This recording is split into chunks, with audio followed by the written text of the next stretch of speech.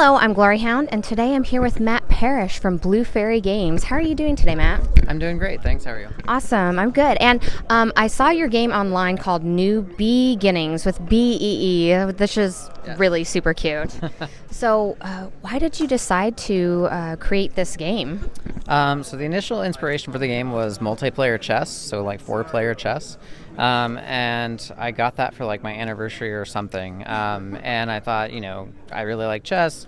4 players great, but what if you put a theme onto it to make it just more interesting than just, abstract pieces on a board? And of course, I went through a bunch of different themes and everything, and we landed on bees. So we have been, as we've been building the game, we've grown more and more into the Save the Bee movement, and we've been doing lots of things. Like we built a whole flower field at home to support the bees. And That's adorable. yeah. So we really want it to be able to kind of bring some light onto what's happening with the bees and help them. And there's a lot of other bee games coming out right now too. That's fantastic. Well, when I was originally drawn to your game so much because it was more of a strategic game. It's not something I expected with everything being so colorful, and usually whenever you see very strategic games, they're like very plain and stuff. So I was like, oh, this is so cute. It's strategic and it has a really cute theme to it. So would you like to go ahead and show me kind of how to play? Sure. So this is kind of a basic 2-player setup. So we have our field of flowers that's set up here. You'll notice over on the side that there's some of the flowers set aside. So that gives you a semi-random distribution every game. So each group of flowers, which there's 6 of course, has 20 tiles in it. But you only put 15 on the board during the game. So you know what's going to be there kind of, but not quite. So each player is going to have the same potential for everything in front of them. You start with 9 drones on the board. Each player has 9 drones, so you're on the same footing. So this starts to bring in the kind of the 4X part.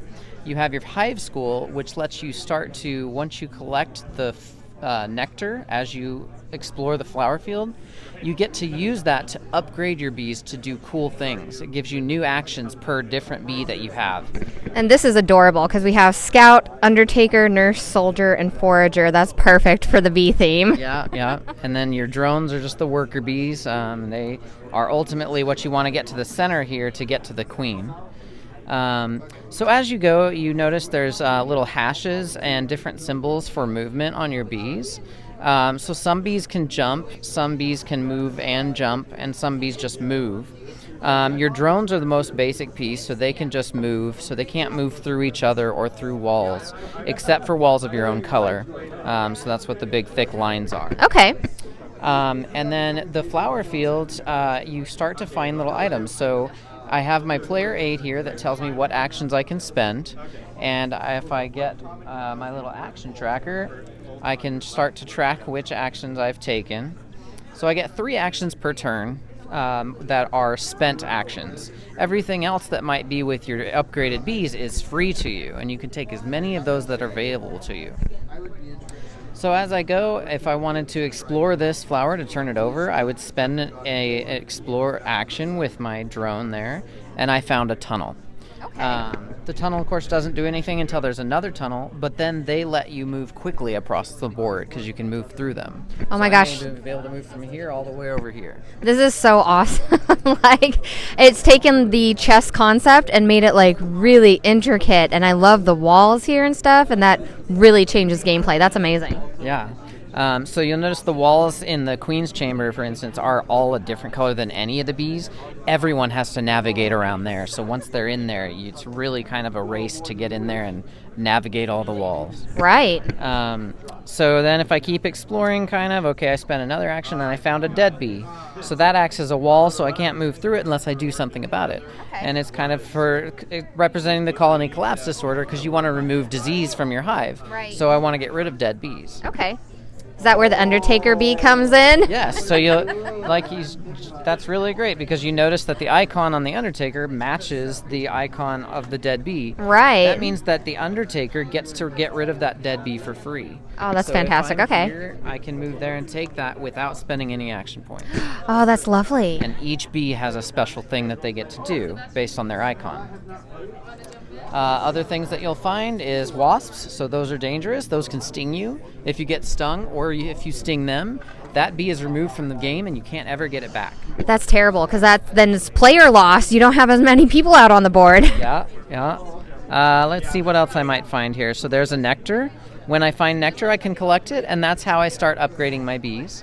So if you'll see underneath each bee, there's a little bit of a track going on. So if I had to fill up that track, I can upgrade a scout, switch it out with a drone. My drone goes here for later use, and now I have a scout on the board. Same thing here. For an undertaker, I have to fill up 2 spots, and for the nurse, I have to fill up 3. Once you fill up a track and you do your upgrade, this goes up to the queen track, which is what allows you to get in here to the queen's chamber. You can't get in there until you fill that track up. Wow. Okay, so this actually rolls out in a very progressive way as you're going along. This is cool. Okay. How long does this usually take? So it's pretty true to about 15 minutes per player once you have kind of gotten past your first game and learned it. Okay, right. So 30 to 90 minutes. It's 1 to 6 players, so you can play a solo version. And the solo version basically deals with the wasp. It's called Wasp Attack. That's awesome. So the wasps start being NPCs, and they'll start moving around and attacking you, and ultimately going for the queen. So you can do that as solo play as well as a semi-cooperative version for multiple players. Okay. All right. Well, is this the final art on the board? For the in-game art, yes. The only thing that we're really kind of tweaking is if there's any differences or readability issues from your player aid connecting to the board, to your Hive School. But for the most part, all the final game art is done. Okay, fantastic. And you guys are going to do this on Kickstarter, right? Yes. Yep. Do you guys have a date for that? We do. January 2nd is going to be our launch date. So it's going to be the Q1, and then we expect it to, as long as it successfully funds, should be out by around August of 2019. Okay, do you guys have a price yet on it? Yes, it'll be $59.99 for MSRP. Perfect. Okay, well, with 6 players, that's super awesome. I'm super excited because it's so strategic, and having to basically build your bees and stuff like that to get to the queen, that's amazing. Like, I love the idea of all of this. Let's see here. There was one other question I was going to ask, but I can't remember what it was. Overall, though, I love this game. January. Oh, Kickstarter exclusives. Do you have any Kickstarter exclusives that you guys are going to launch with it? So we're thinking about a thing that is a Hive Outpost, which is just a single tile that you'll get that you can have in your Hive School. And instead of when you spawn your bees and you want to respawn a bee, it comes back in your hive here, the 2 rows in an empty spot. But a Hive Outpost would let you spawn your bee wherever you placed your Hive Outpost. So that's fantastic. Closer to the Queen's Chamber than having to start all the way back here. Right. We're not sure if that'll be an exclusive or whether we just want that to be part of the game because we want you to have everything in the game as possible. I really like hearing that because sometimes people add expansions to games, then they're like, oh, by the way, there's this expansion that we're also offering. I'm like, well, why isn't it the total game? So that's awesome to hear. We want it to be the whole game for you and have all the potential you can. So things that we're thinking about for more exclusives is a collector's edition. So we've got that would be lovely. Type of a wooden box, and actually I have the prototype here of the final Yay! form factor. Okay. So this is the final form factor for the wooden part, of course. Right. The art would be the same. This is just, placeholder art for that. Right. But you'll notice the board locks together and around the Queen's Chamber. So you don't have this issue of your board going around. You also have insets here, so these pieces will fit inside of there and be taller. Yeah. So they won't lose their rotation or anything. They'll stay stable, so you don't have, somebody knocks a table and pieces go everywhere. Right. This will be the collector's edition as well as the regular edition. So we don't have the regular edition yet, but like Longpack has here an example of the double die cut. So those will have the insets. That's how the game board will be for everybody. Oh, that's amazing. I love the insets, and I love this wooden board here. Oh, I hope all this comes.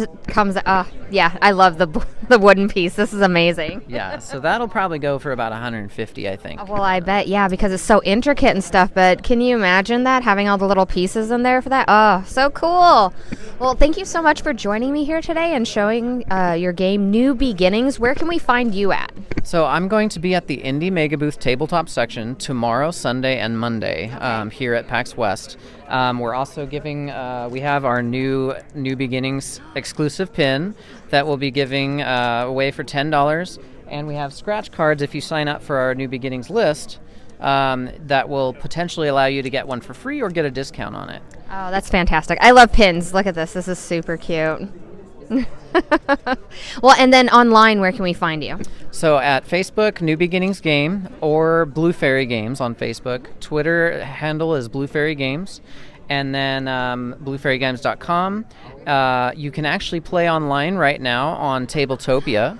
That's fantastic. So everybody who wants to try this out and who hasn't been on Tabletopia, you can go on there and basically play a mock version of this game for free to test it out, which is amazing. Yeah, it's really fun, and we get a lot of good play tests that way, too. Absolutely. Okay, well, thank you so much for joining me today. Yeah, you're welcome. And make sure to like and subscribe, and if you want to go ahead and ring the bell, you can check out our Shenanigans Weekly. Thank you.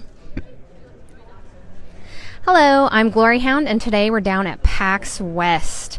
We are at the tabletop free play area, and we're going to go take a look at Dusk Arena. So come on this way. Hello.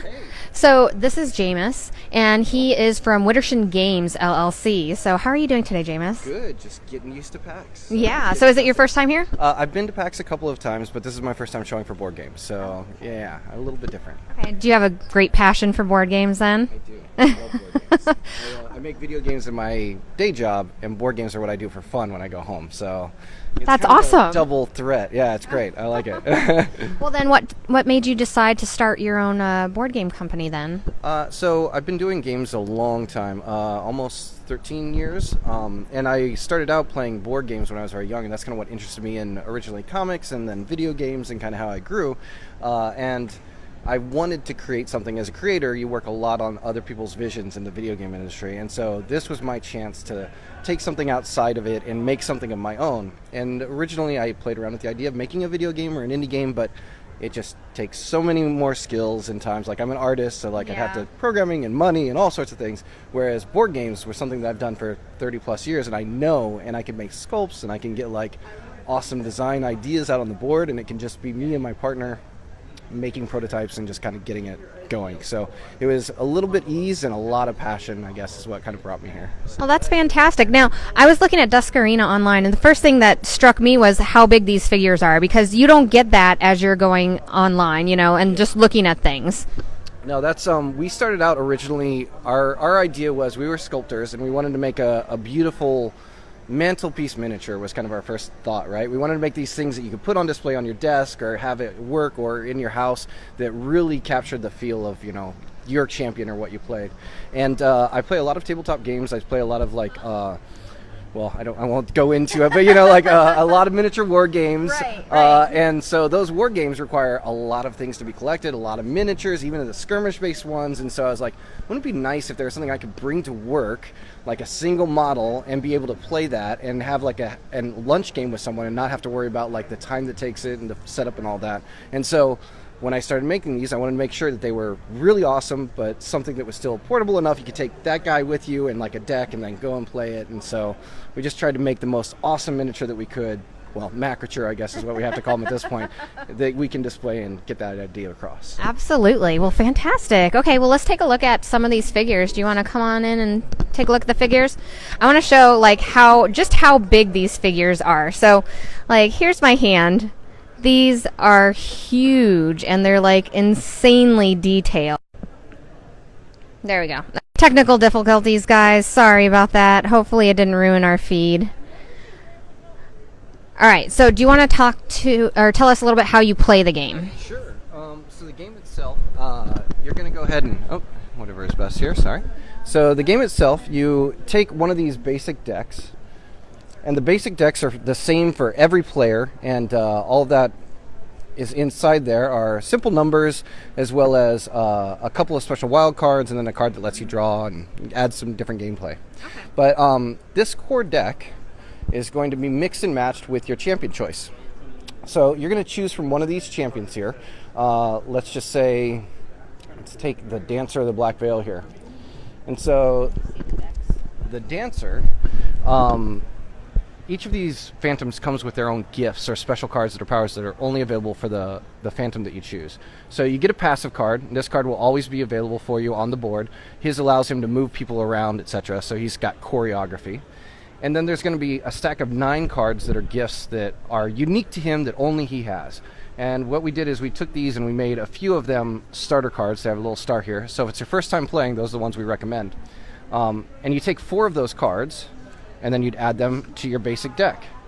So there's 5 cards left. No one knows exactly what you're bringing when you choose Phantom, but they have an idea of the type of things that you can do, right? Okay. So that is step 1. And now the other part that gets the crazy permutations going is you also choose a spell school, and then you also have weapons available. And anyone can choose from these regardless of the phantoms that they play. And they all have different skills and abilities that play different ways as well. So let's say... Well, that's really interesting. So you're like building your character as well. So you're building from the deck, and then you're also building in like the extra stuff. So you're basically making a unique character for yourself. Yes. So the way that I play the dancer may be absolutely different than the way that you play the dancer, maybe different than your friend plays the dancer. And even if we have the same schools, we may choose different spells, right? So if we take, like, let's say I take the Shadow spell line, there are 9 skills in here as well. And so I may choose 4 different ones than you choose. You may choose different, or you may decide that you really like using transmutation or traps, etc. Okay. So, but it's the same basic mechanic. You would take 4 of these out, and then those get added to your basic deck. Okay. Yep. And then you choose a weapon. So your favorite kind of weapon. We've got everything from knives to violins to violins. Oh yeah, we like to mix it up and get some crazy stuff in there. You're Violins. Sing them to sleep with your violin. Yeah, they're one of my favorites actually.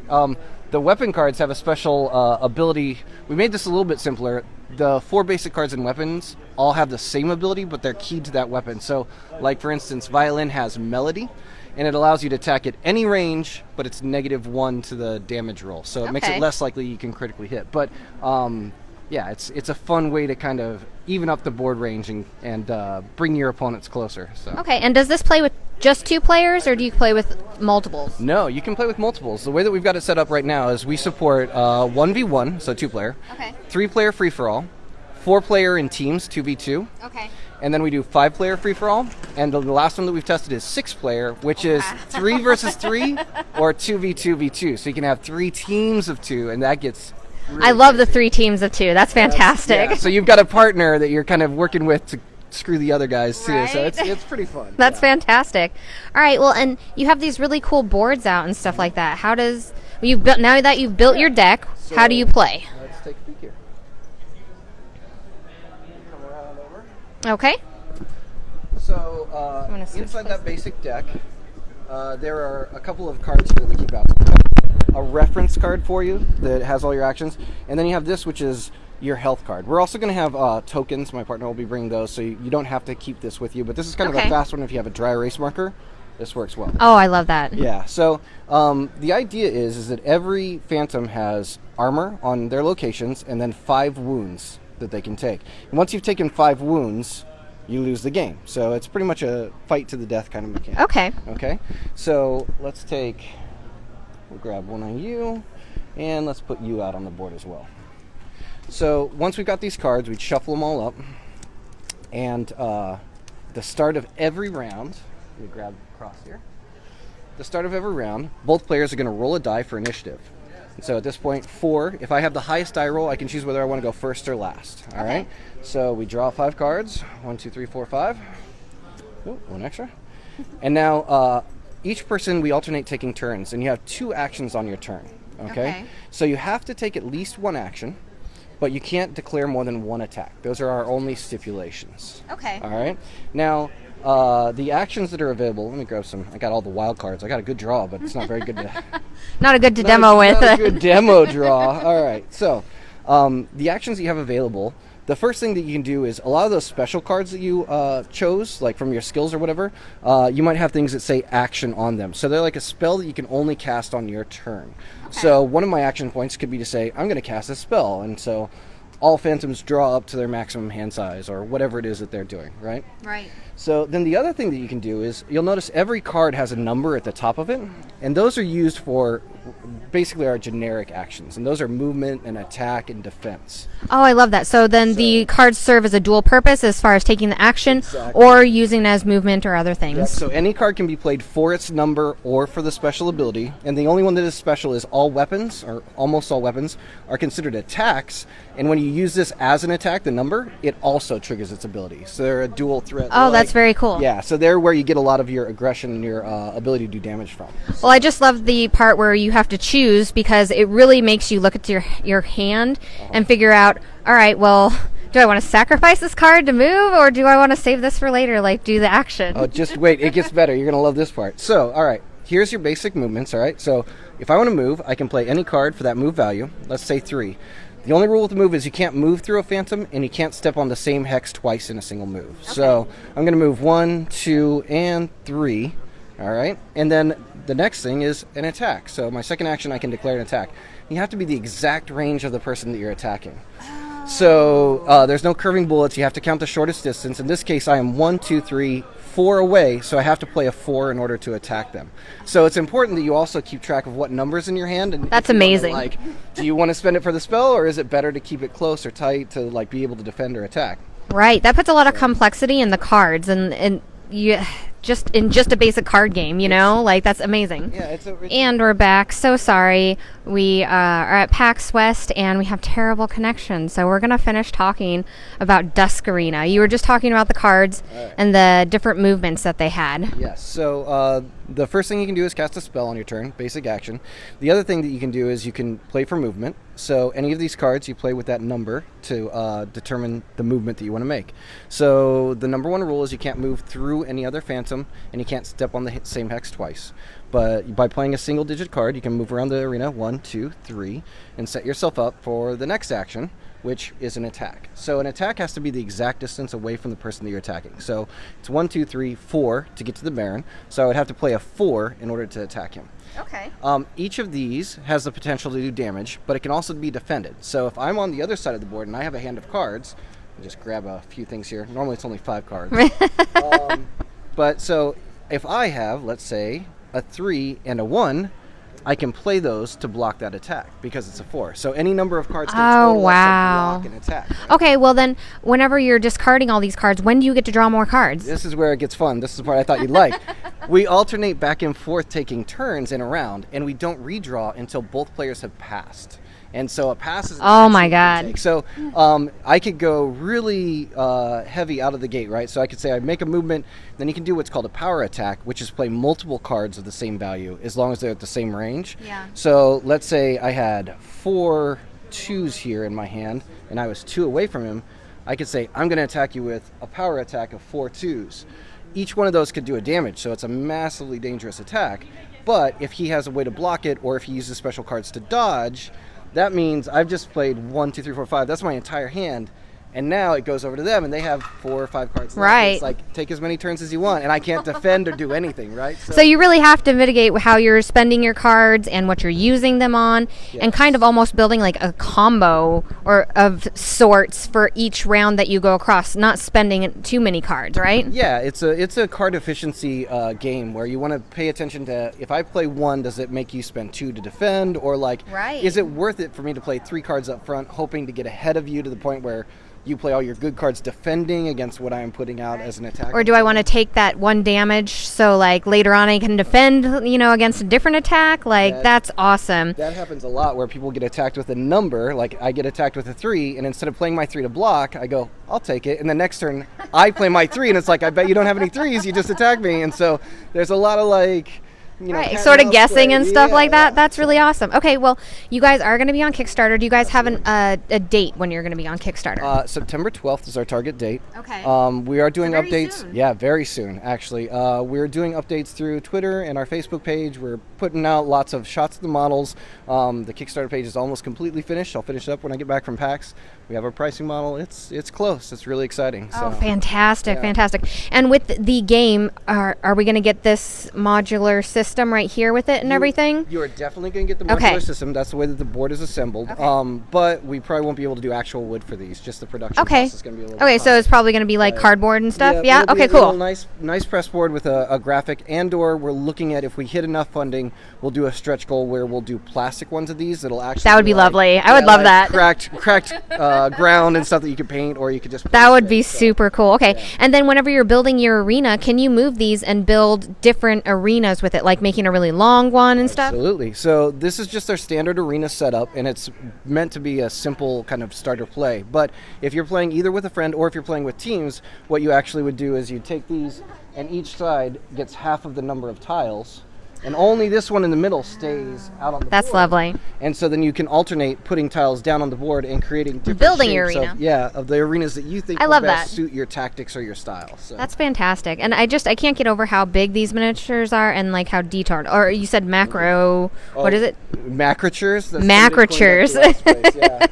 Because the detail on them is amazing, and I love the idea of just like, all right, I'm going to go ahead and take this one piece and bring my deck of cards, and I can play a game with somebody. That's awesome. Thank you, yeah. Do you guys have like tournament style rules or anything like that? We do. That's another one of our stretch goals. We want to support tournament play. So as long as we get good funding with it, we're going to do special sculpts of these champions for tournament models. So though you can get the arena or the marquee or one of these others in the first Kickstarter run, Yeah. we're only going to do a certain amount of this print, and then we'll make a new marquee sculpt. So you'll be able to get the same exact gameplay, but there's a little bit of collectible to it as well, where it's like, oh, I have a first generation or a third generation marquee, which kind of makes it neat. Oh, that's really cool. That's And then, very with awesome. The tournaments will make a special one that is only available each year for we'll have some number of if you have 10 or more people, we'll support a tournament in your area and we'll send you out a model and a couple of things like that. Okay. And then as far as stretch goals, because you were talking a little bit about stretch goals, do you guys have a bunch of really cool stuff planned? We have a lot of really cool stuff for the stretch goals. So the base set itself comes with 4 of these phantoms, is what they're called, and then there are 6 weapons and 6 skills that you can mix together with it. We have all the way up to 24 skills and 24 weapons that we've tested, and all of those are free stretch goals that we're going to be giving out. So as long that's as we do awesome. I think we're doing every 20,000 or so. If we get up there, we'll just hand out. And those are really powerful because the phantoms are our favorite because of the champions and everything, but any phantom can use any skill or weapon. So having that breadth of stuff allows you to really mix and match and have I love the a mix lot of matching. different ways to play your guy, right? Absolutely. And then we will do a couple of these. We'll do a couple of models as well. Probably if we get really lucky, fingers crossed, and we hit the 500,000 or $1 million mark, we'll start our production cost drop down. We'll be able to add anywhere from 2 to 4 additional miniatures or macratures to the base set itself. This is fantastic. I love this game because there's not a bunch of dice rolling involved. It's purely off of what you've built in your hand and what you can put out to kind of trick your opponent and mitigate different things. And it's very strategic. Yeah, that's. I love tactical and miniature games. And Me too. I kind of really get into that. I tend to go into design space with that in mind, where it's a lot of the meta is kind of playing in my background head of well, what is this combo with this one, or why does this card there's a lot of stuff that people first see and they're like, I don't understand why you'd ever pick that card. And it's because over here, out of the 600 cards I've made, there's this one other thing that works really well with it, and if you can find it, it's super fun, right? I love finding those things, so I built the game to kind of do that. Well, thank you so much for spending time with me today. Where can we find you and your game at? You can go to duskarena.com. We also have a Dusk Arena Twitter and a Dusk Arena Facebook page. So we're updating all of those right now, and you'll be seeing a lot more from us over the next couple of weeks as the Kickstarter goes live. Awesome. Thank you so much. Thank you very much. Thank you. It was great. All right. Have a good one. Hello, I'm Glory Hound, and today we're here with Chris Michelotti, who has made Escape the Fest, which is going to be on Kickstarter here soon. So, Chris, why did you get into creating board games? Yeah, I've always loved board games. To me, when I was playing games with a family, those were some of my favorite times. Growing up as a kid, it's always been the kind of time that I always felt like I could shine with the family, you know. I know what you're saying. You're like, I'm really good at board games, so let's do this. I'll spank everybody at this table, okay? Yeah, pretty much. And so my family hated playing with me, but it was a lot of fun. You enjoyed yourself, and that's what's matter. I always enjoyed myself.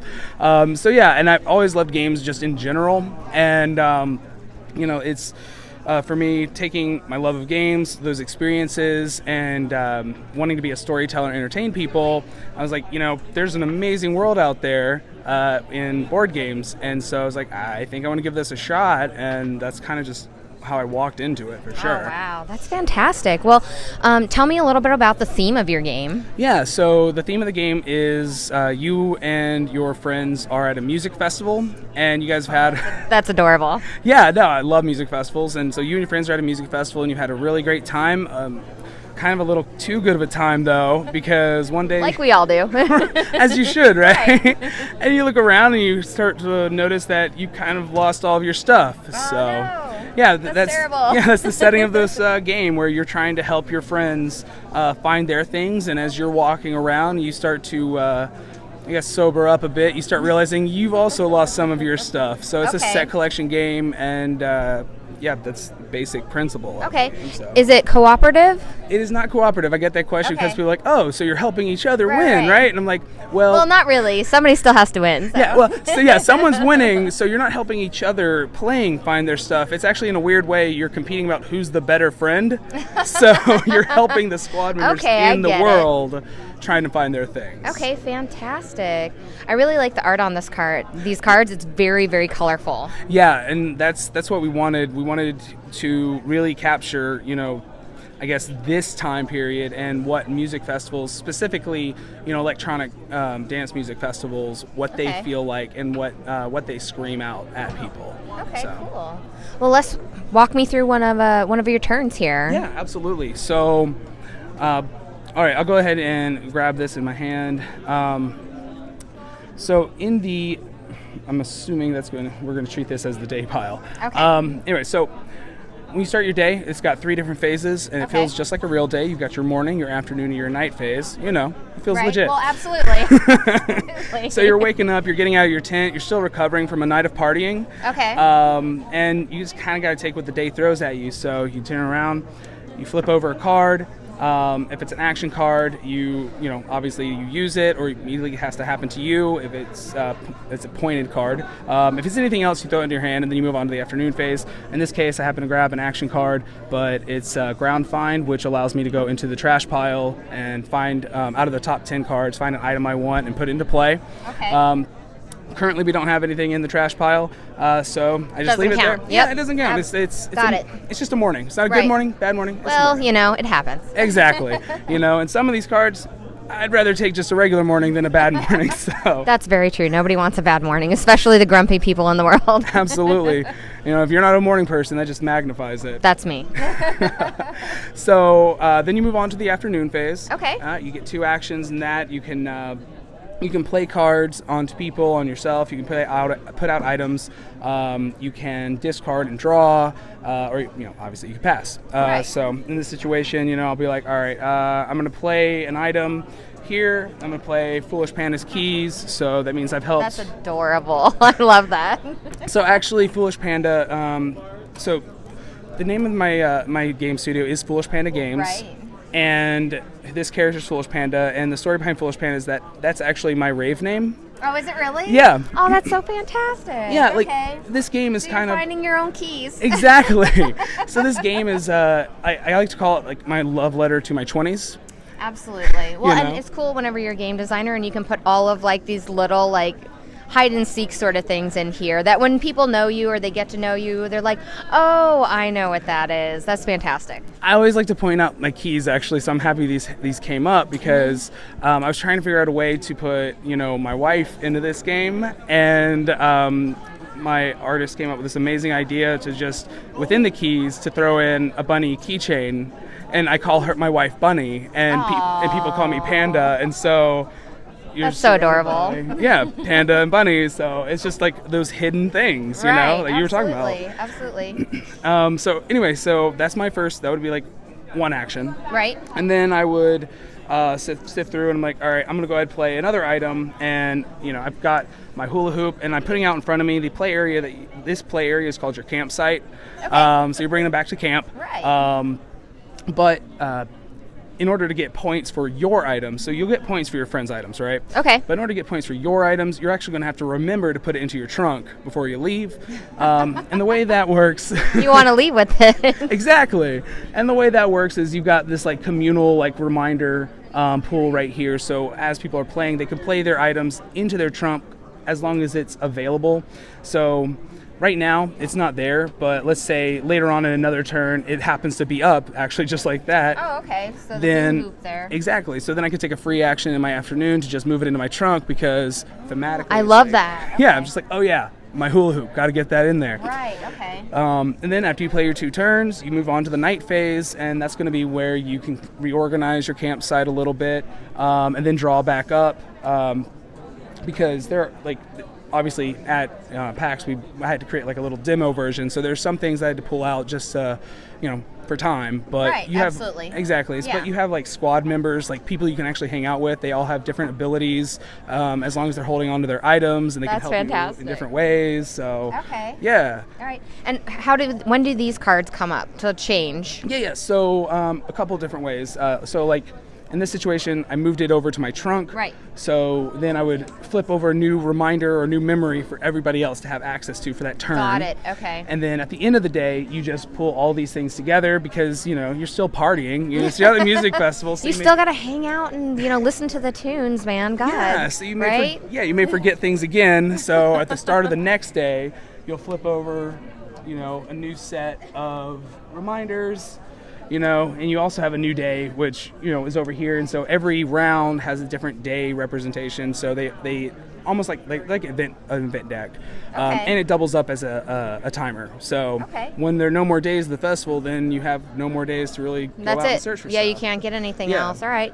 How many people does this game play for? Yeah, so it is set for 2 to 6, 3 to 6 being the main game, and then there will be a 2-player variant for the game as well. Okay. And it is that card collection or set collection, but also it's kind of like trying to figure out where you need cards out on the board for like different things, So like that's really cool. I really like that part of it. Yeah. So you're trying to think ahead of like, okay, well I haven't seen this yet. I'm going to put this out. So then eventually I can get it back into my trunk here. Yeah, absolutely, and it's and it also adds as kind of like a buffer. So if somebody plays a card on you, like you have to choose one of your items to get rid of. At the end of the game that's going to be 0 points anyway. So you might as well just chuck one of those instead of your friend's items. And they are worth less, but once you get them into your trunk, they're also safe. You're the only person who can go into your trunk And if you change need that. to change Okay. that. And then so that's kind of the way it works. And then the original game or the full game is also going to have like kind of public ending conditions that people can go for. So there'll Okay. be different types. So Oh, that's very nice. So you'll Yeah. have basically conditions listed on the side. Will it be like a couple? yeah, like Okay. I'm planning on like things like so maybe you might be going to be like you might want to be a hoarder, so you're trying to look for one type of item, like all the keys, or maybe you want to just go for this easy one where it's like you want to help get one item, doesn't matter which item, but you want to help everybody, or maybe you might want to be somebody's best friend forever and then just focus on their items. And so Oh, that's adorable. yeah, you're competing about who the best friend is. Right. It's a game about helping people. I love that because like you're such a friendly person. I recently saw you in a contest and you were like so Yep. sweet. You're like patting on the back and stuff and like cheering people on. I'm like, oh, he's so nice. So this makes complete sense the way you did this game. That's fantastic. Well, you guys are coming to Kickstarter. When are you going to launch this on Kickstarter? Yeah, so we're looking at April of next year around Okay. festival season. So it's fresh Oh, on everyone's mind. Perfect. Okay, fantastic. Well, I'm really excited to see it on Kickstarter and launch. I love the art in this set, and it seems like a fun, easy game to kind of play with everybody because you're just moving cards around and talking and playing with people. Absolutely. Like that's the main reason why I wanted this game to be. I wanted it to be easy. I wanted it to be lack of a better term, I want to be a gateway game, to bring people into the hobby. Absolutely. You don't want it to be too strategic where people are going to get confused by things. Yep. But everybody's very familiar with cards and set collections and stuff. Yeah. Yeah, and there's at least there be some strategy because I know there's other games out there where it's great to bring people in, they'll play the game, but that's why they kind of have that weird separation of like the party game versus lightweight games because they're great, but for people who are hobbyists who love playing board games, it can I love those games, but it can get kind of grindy when you're trying to bring people in and they're only playing the party games, and you're like, I need a little bit of strategy in my life.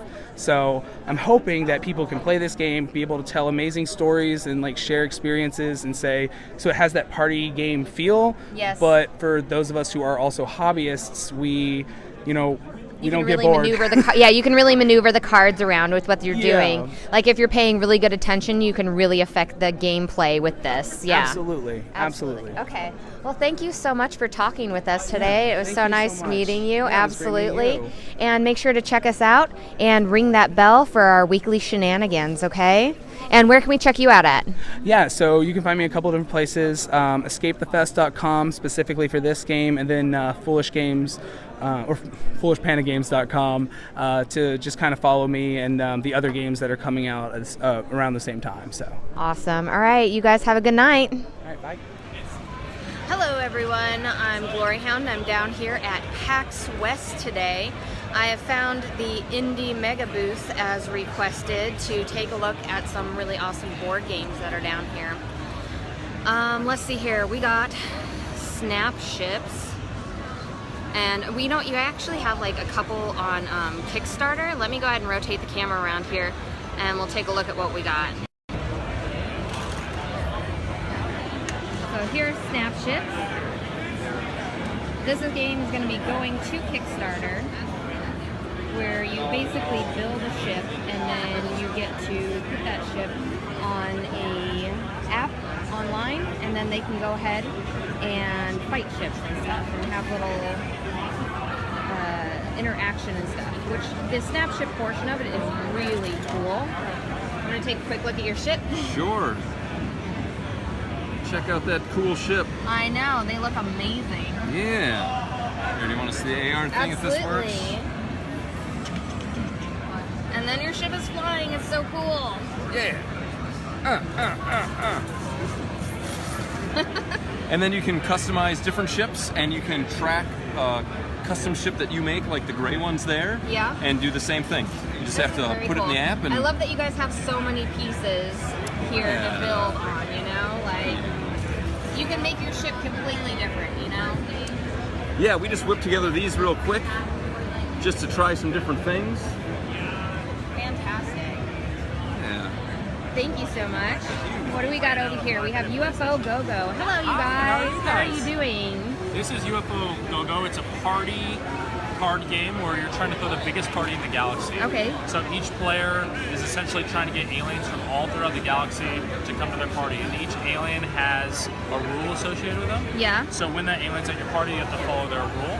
Okay. And then you're trying to call out your opponents for messing up their rules. Yeah. If they mess up their rules, then their aliens will go to your party. This is very cool. Those little characters are so adorable. Oh my god. You can be lots of cute little aliens. And they're trying to throw the best party, which is amazing. Exactly. Can I see some of the cards? Can you put some of the cards out so we can take a look? Aliens just want to party.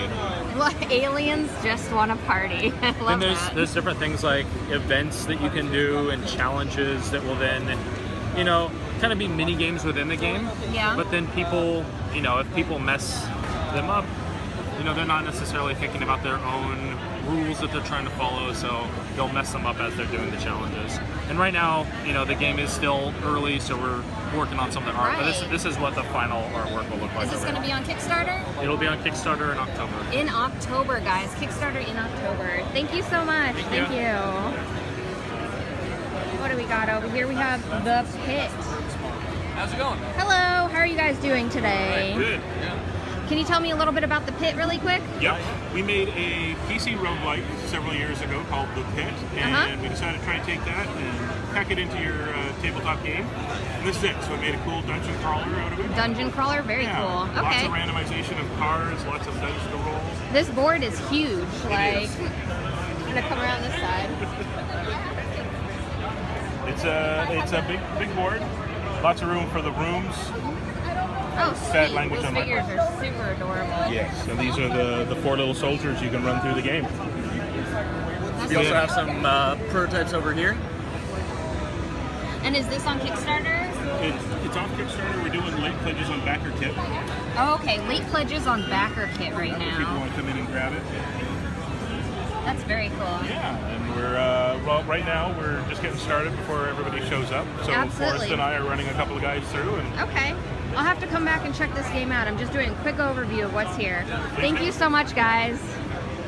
Hello, how are you guys doing? Oh, I saw this online. This is really adorable. Okay, so how does this work? So this is a two-player abstract strategy game. Okay, so two-player with- abstract and yeah. strategy.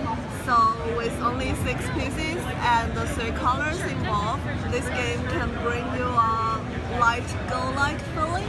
So the general process of this game is like moving pieces and touch other pieces and change colors and create certain patterns to get points. Yeah. So the goal of the game is to either turn the whole 6 pieces into the same color or get 10 points. Oh, okay. Yeah. So making the different colors on here that match these here, Yeah, like yeah, as far as that goes. Can you demonstrate one for me? Yeah, so the general process is like one player just pick one piece from the board and move it to another place and touch to other pieces. Okay. Once you've done that, you change the color this piece attached to, and then you check the scoreboard to see if you create. That's really Yeah, cool. if you That's so create cool any, that like you can just touch it and then it changes. That's really and neat. also there's some indication color on that to Yeah. tell you what's the next color it is.